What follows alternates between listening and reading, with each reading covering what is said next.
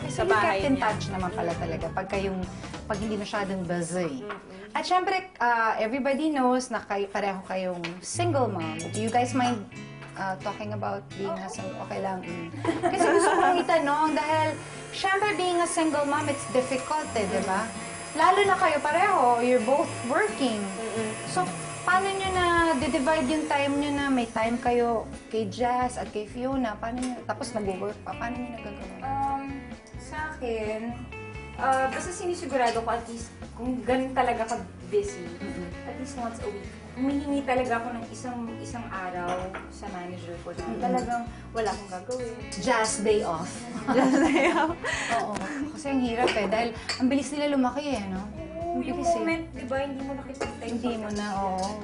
Ikaw, Valerie? Ako naman, ang swerte ko kasi, di ba, kasama ko yung family ko sa bahay. So, pag wala ako, nandiyan yung dad ko, nandiyan yung mom ko, para mag-asikaso sa anak ko. Tapos, pag free na ako, ayun, lalabas kami, mag-arcade kami, or movie, ganyan. So, When you got pregnant, yun yung peak ng iyong career. Hindi ka ba nang hinayang na habang, my God, buntis ako. Siyempre, ang hirap na Mahirap yun. Kabata ka pa nung nun. time na yun, hindi ko naisip yung career kasi sobrang in love ako dun sa tatay ng anak ko.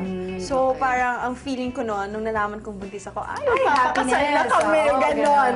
Ganon yung, kami. Oo, ganon yung nasa isip ko. Parang na-excite pa ako na, magpapakasal na ako, gano'n. Tsaka kasi, pag may lumabas ng baby, parang nakakalimutan na lahat Diba, no? Parang lahat, worth it. Worth it, oo. Like, even yung magulang mo, I'm sure, syempre, for your parents, syempre, that's difficult Na-hurt to, sila. diba? That's difficult na parang, pabuntis ka, okay ka lang, Pero pagdating ng baby, Totoo yan. Nakalimutan nila. Walang kakawa.